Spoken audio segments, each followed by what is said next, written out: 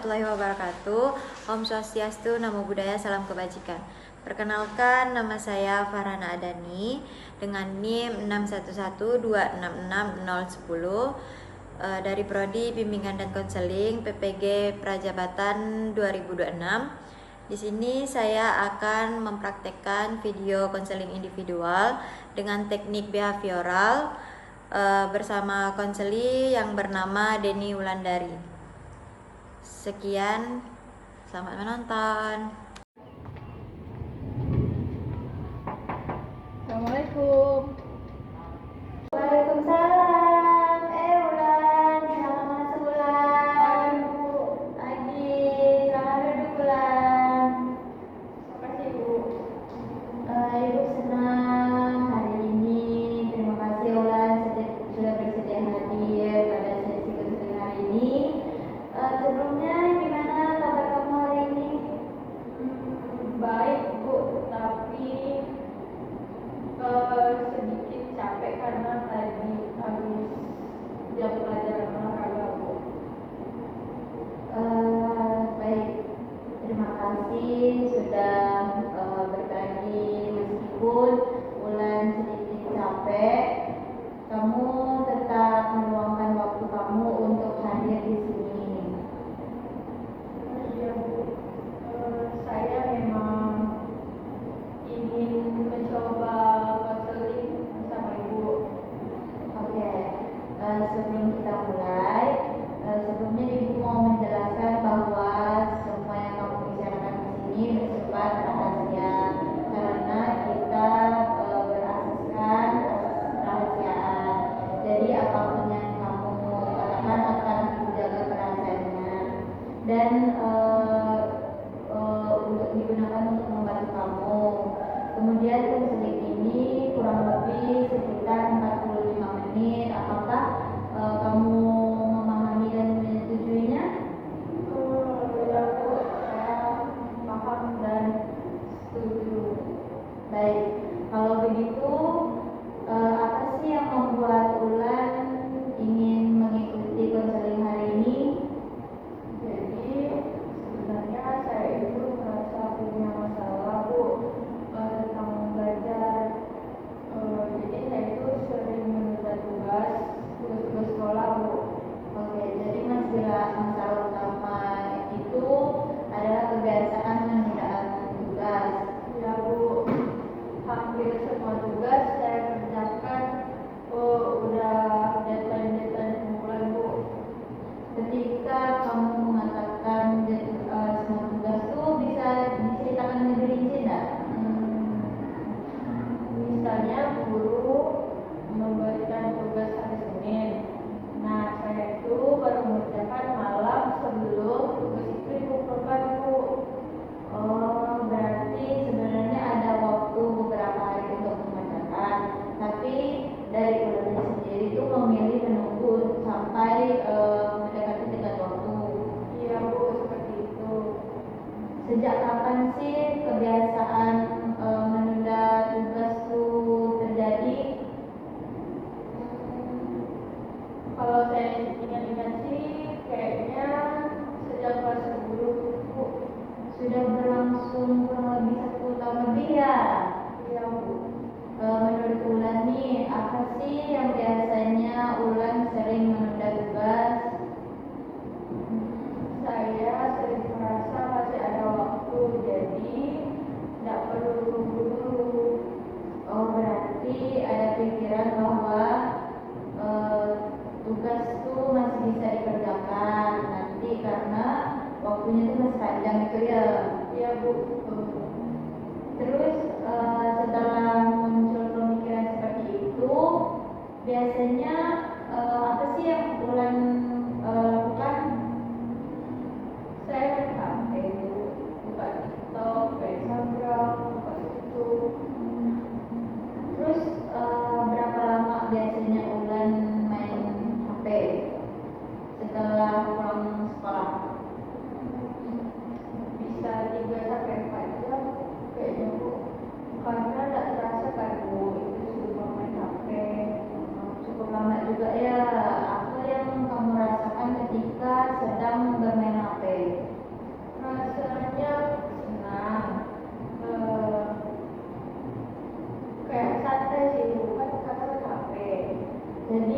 main HP itu memberikan kamu rasa nyaman dan lebih rileks gitu ya.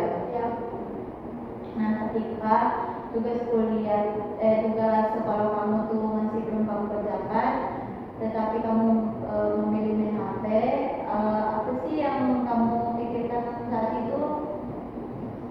saya pikir nanti malam ya lah kerjaannya. Nggak lama juga sih bulanan. Jadi kamu tuh meyakinkan diri sendiri ya bahwa tugas itu bisa diselesaikan dengan cepat, terus nanti malam bakalan mengerjakan tugas itu.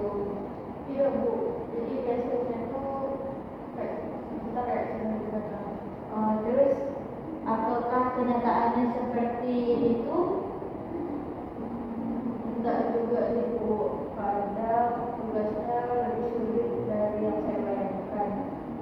Nih, ketika ternyata tugasnya itu lebih sulit, apa sih yang Ulan rasakan? Panik dan sedikit stres karena waktunya mepet. Berarti ada rasa panik karena waktu yang tersisa itu menjadi sangat sedikit. Ya Bu, jadi saya jadi sering begadang karena kerjaan tugas itu. Bagaimana pengaruhnya terhadap kegiatan kamu keesokan harinya di sekolah? Saya jadi ngantuk di kelas, terus pun sulit fokus saat guru menjelaskan pelajaran. Jadi kebiasaan menunda tugas tuh tidak hanya mempengaruhi tugas itu sendiri, tetapi juga konsentrasi belajar kamu ya. Ya Bu, saya juga baru sadar sekarang. Selain mengantuk, ada tidak dampak lain yang Ulan rasakan? Nilai saya itu beberapa kali turun Bu, karena tugas yang saya kerjakan itu tidak salah-salah, yang penting selesai gitu. Gimana perasaan Ulan ketika melihat nilai Ulan tuh tidak sesuai dengan harapan Ulan itu? Kecewa sih Bu, karena sebenarnya saya tuh bisa, tapi karena waktunya singkat, jadi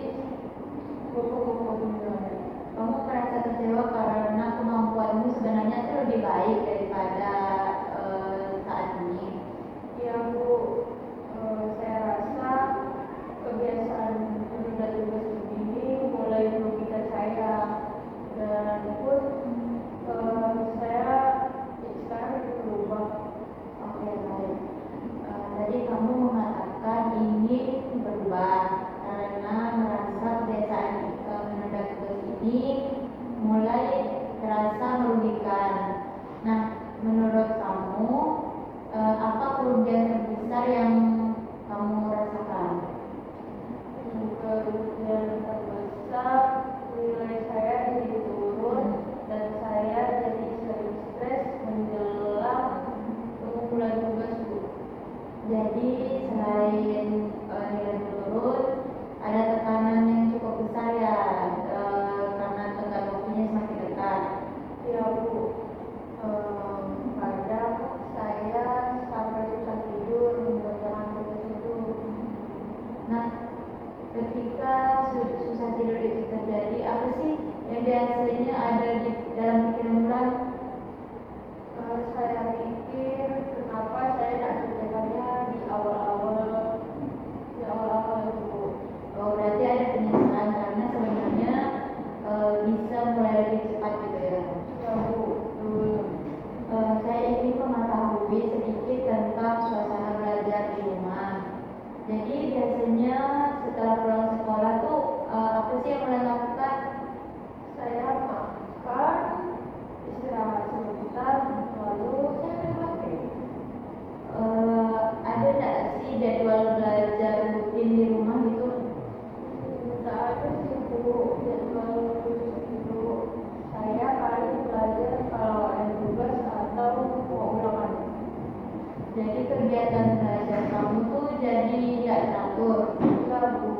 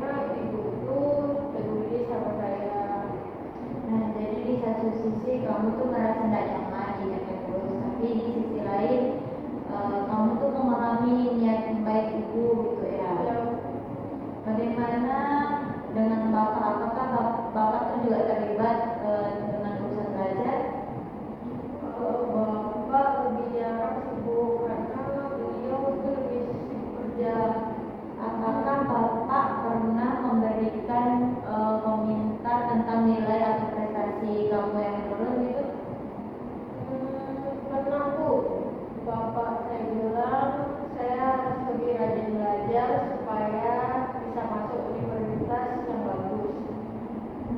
Ketika Ulan dengar itu, apa yang Ulan rasakan? Saya merasa termotivasi, tapi juga agak tertekan sih Bu, rasanya. Ada harapan dari orang tua yang ingin kamu penuhi, namun terkadang harapan itu terasa menjadi beban gitu ya. Iya Bu. Nah, Sekarang saya ingin bertanya tentang teman-teman kamu. Bagaimana kebiasaan belajar teman-teman dekat kamu? sebagian rajin, tapi ada juga yang suka menunda seperti saya Bu. Apakah kebiasaan teman-temanmu itu berpengaruh terhadap diri kamu? Mungkin ada berpengaruh ya Bu, kalau teman-teman lebih santai, jadi saya juga ikut santai Bu. Jadi ketika melihat teman-teman kamu itu belum, kamu juga merasa belum bisa menjaga guru. Iya Bu, saya pikir masih aman lah. Pernah nggak sih kejadian di situasi dimana teman itu udah selesai, Pernah Bu, biasanya saya malah merasa minder karena merasa tertinggal? iya Bu. Ketika merasa tertinggal tuh, apakah itu justru membuat lebih semangat atau justru semakin menghindari tugas, kayak semakin menunda tugas itu? Kadang malah makin begini terus Bu, karena merasa tidak akan sebagus mereka. Oh, menarik. Jadi itu ada perasaan tidak percaya diri yang muncul ketika membandingkan diri dengan teman. Iya Bu, jadi saya sering membandingkan diri saya dengan teman-teman di sekitar. Jadi menurut Ulan nih, apa yang Ulan takutkan ketika tidak mengerjakan tugas? Takut hasilnya jelek. Takut. Terus kalau hasilnya jelek, Takut dianggap tidak pintar Bu sama guru atau teman-teman di kelas. jadi ada ketakutan terhadap penilaian orang lain nih terhadap Ulan. Iya Bu, saya rasa itu salah satu alasan terbesar saya kenapa saya sering menunda tugas. Oke, dari pembicaraan kita sebelumnya, saya menangkap nih bahwa ada beberapa hal yang membuat kamu sering menunda tugas. Nah, hari ini kita akan coba memahami pola itu lebih jelas. Gimana menurut Ulan? Baik Bu, saya ingin tahu mengapa sih saya itu sering mengulang kebiasaan seperti itu. Nah, dalam pendekatan behavioral, kita tuh melihat perilaku melalui 3 bagian, yaitu pemicu, perilaku, dan akibat. Nah, apakah kamu bersedia mengeksplorasinya bersama? Ya Bu, Oke, mari kita ambil contoh nih. Tugas yang terakhir kamu tunda itu tugas apa? tugas laporan biologi minggu lalu. Terus ketika tugas memberi tugas itu, apa yang pertama kali kamu pikirkan? Saya pikir tugasnya panjang dan pasti susah Bu. Terus dari pikiran pertama yang muncul ada tugas itu sulit dan membutuhkan waktu yang panjang, apa yang Ulan rasakan? Saya merasa malas, terus sedikit cemas gitu rasanya. Cemasnya tentang apa? Takut hasilnya tidak bagus Bu. Jadi sebelum mengerjakan pun sudah ada kekhawatiran di diri Ulan ya bahwa mungkin hasilnya tidak akan memuaskan. Ya Bu. Terus setelah muncul hal itu, apa yang akan kamu lakukan? Saya tutup buku lalu saya berhenti. Berapa lama waktu yang kamu habiskan untuk bermain HP kayak gitu? Mungkin sekitar 3 jam Bu. Terus ketika bermain HP, gimana perasaan kamu?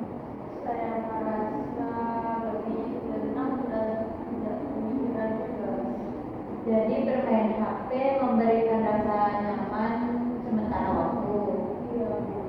Rasanya lebih enak daripada mengerjakan tugas. Nah, setelah 3 jam berlalu nih, apakah tugas tuh langsung berjalan atau kamu tuh masih mau makan lah, mau tidur dulu? Tidak sih, Bu. Saya masih malah belajar nonton video. Jadi rasa nyaman itu tuh benar-benar membuat ular tuh semakin jauh dari tugas. Iya, Bu. Terus nih, ketika malam tiba nih, tugas belum dikerjakan, apa yang terjadi? Saya mulai panik karena waktunya semakin mepet. Apakah kepanikan itu membuatmu segera mengerjakan tugas? Iya, Bu. Sebenarnya saya mengerjakan sampai malam jadinya. Bagaimana kualitas pengerjaanmu saat kamu mengerjakannya dalam keadaan panik? Hasilnya jadi tidak maksimal karena saya mengerjakannya terburu-buru. Jadi hasilnya tidak maksimal, tidak sesuai dengan kemampuan yang kamu yang sebenarnya. Iya. Nah, jika kita rangkum, berarti pemicunya adalah tugas yang dianggap sulit. Itu benar atau tidak?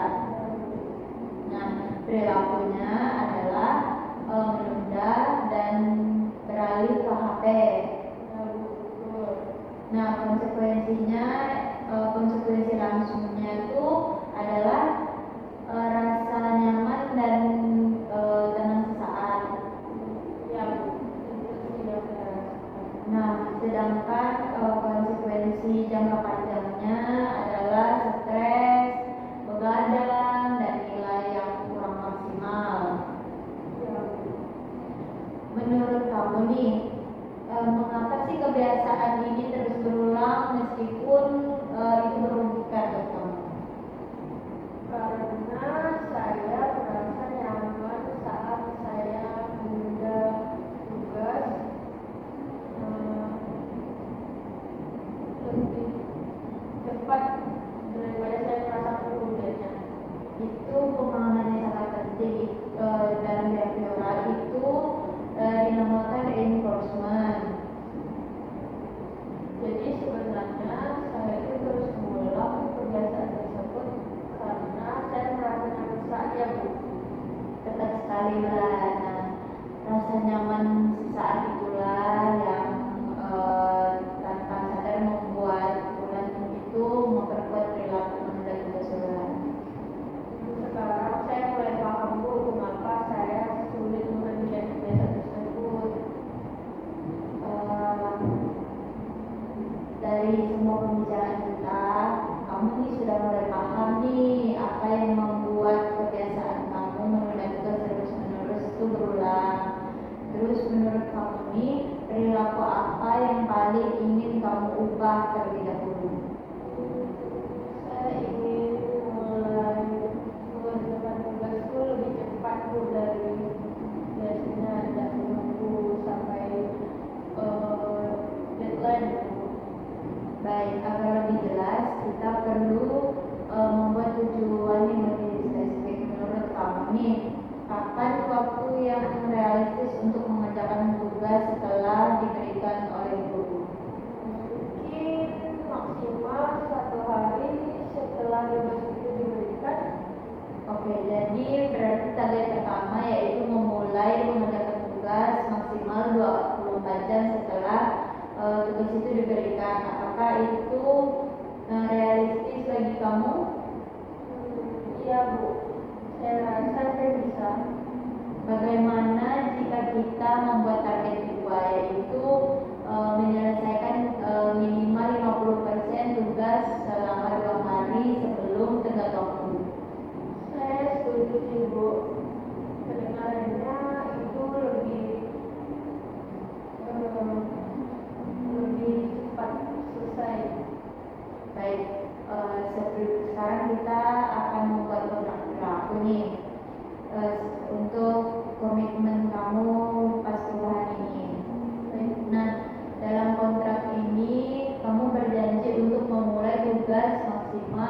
24 jam setelah diberikan dan mengurangi penggunaan HP saat belajar.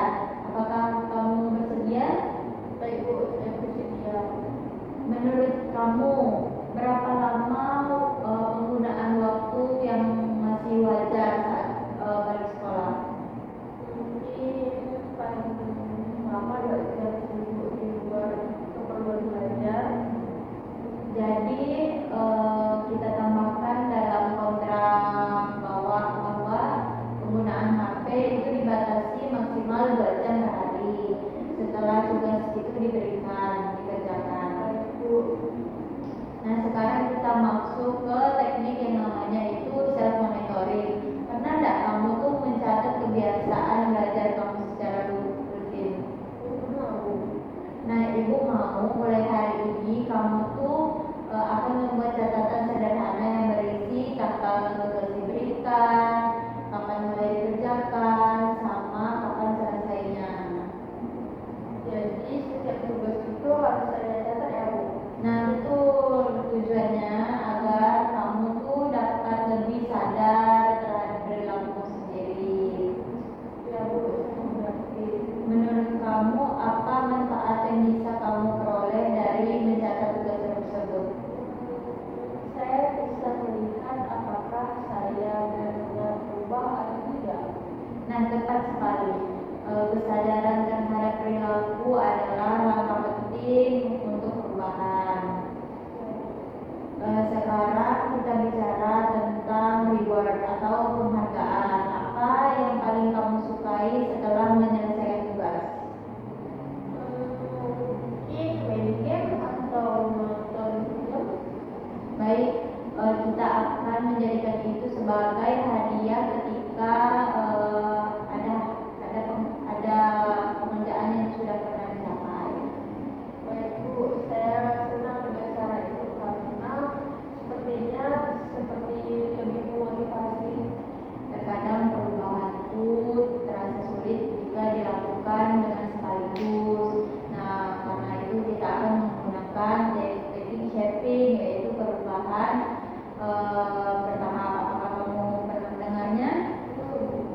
Jadi shaping itu berarti memberikan penghargaan setiap kemajuan kecil. Jadi tidak harus langsung sempurna ya Bu? Betul, misalnya minggu pertama target kamu tuh hanya memulai tugas dalam 24 jam. Nah, jika itu berhasil, kamu sudah dianggap ada kemajuan, kamu bisa bermain HP setelahnya. Jadi saya bisa merasa lebih ringan ketika target saya bertahap ya Bu. Nah, minggu kedua itu kamu bisa meningkatkan target sebagian tugas itu lebih awal. Saya rasa itu bisa cukup saya lakukan. Nah, sekarang mari kita menyebutkan hambatan yang mungkin muncul. Apa hambatan yang paling sering mengganggu kamu? Notifikasi dari HP dan ajakan teman untuk bermain game. Jika notifikasi HP menjadi gangguan, ada tidak solusi dari kamu yang bisa kamu lakukan? Saya bisa menonaktifkan notifikasi dan meletakkan HP jauh dari meja belajar saja. Nah, bagus. Bagaimana jika teman mengajak kamu bermain game saat kamu sedang belajar? Saya akan menyelesaikan target terlebih dahulu, baru saya bisa bermain. Nah, itu strategi yang baik. Nah, untuk itu bermain itu menjadi bahagia bukan hambatan untuk belajar. Ya Bu, saya baru bisa lihat perbedaannya. Selain main HP nih, apakah ada situasi lain yang membuatmu menunda tugas? Pada saya merasa tugasnya terlalu sulit Bu,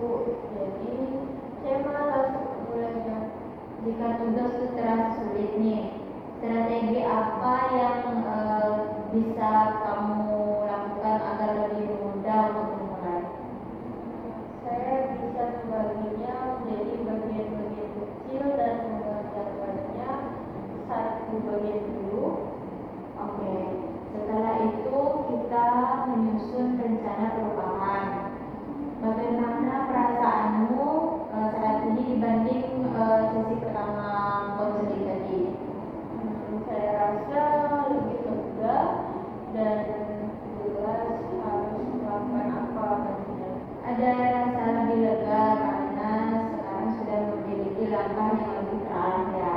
Ya Bu, sebelumnya saya merasa salah tapi tak tahu cara perbaikinya. Menurut kamu hal apa yang paling penting yang kamu pelajari di sisi ini? Saya sadar bahwa saya bukan malas, tapi sering menghadapi rasa takut gagal. Nah, itu merupakan pengalaman yang sangat penting. Bagaimana perasaan kamu setelah menyadari hal tersebut? Saya merasa saya lebih diri saya sendiri Bu. Nah, ketika seseorang sudah memahami perilakunya, biasanya perubahan itu lebih mudah untuk dilakukan. Nah, dari semua strategi yang sudah kita susun, strategi mana yang menurut Ulan itu paling mudah gitu untuk dilakukan? Mencatat tugas dan mulai mengerjakan dalam 24 jam setelah tugas itu diberikan. Baik, jika kamu berhasil melakukannya selama 1 minggu penuh, apa manfaat yang mungkin kamu rasakan? Saya tidak akan panik menjelang deadline dan tugas terasa lebih ringan. Sekarang coba nilai keyakinan kamu untuk menjalankan rencana keyakinan ini dari skala 1 sampai 10, kira-kira seberapa yakin kamu? 8. Mengapa kamu memilih angka 8 bukan 5 atau 6? Karena saya benar-benar ingin berubah dan saya sudah punya rencana yang jelas sekarang. Konsisten itu memang dibutuhkan untuk latihan. Jika suatu saat kamu kembali menunda tugas, apa yang akan kamu lakukan? Saya akan melihat catatan monitoring saya dan mencoba balik ke target yang sudah saya buat. Nah, itu keputusan yang sangat baik. Nah, perubahan itu tidak harus langsung sempurna. Yang penting adalah terus kembali ke tujuan ketika mengalami kesulitan. Makasih ya Ulan sebelumnya karena Ulan sudah terbuka sama ibu dan atas kerjasamanya sama ini. Iya Bu, terima kasih juga Bu. Saya jadi merasa lebih memahami diri saya dan siap untuk berubah. Baik, apakah kamu rasa sesi konseling ini sudah cukup atau Ulan masih pengen mengeluarkan teman-teman lagi? Enggak sih Bu, saya rasa ini sudah sangat cukup. Kalau gitu saya ingin pamit ya Bu. Sekali lagi saya ucapkan makasih banyak Bu sudah memberitakan saya. Ya, sama-sama. Semangat ya Ulan untuk berubah. Kita mungkin bisa ketemu di pertemuan selanjutnya. Akan kita jadi kembali ya Ulan.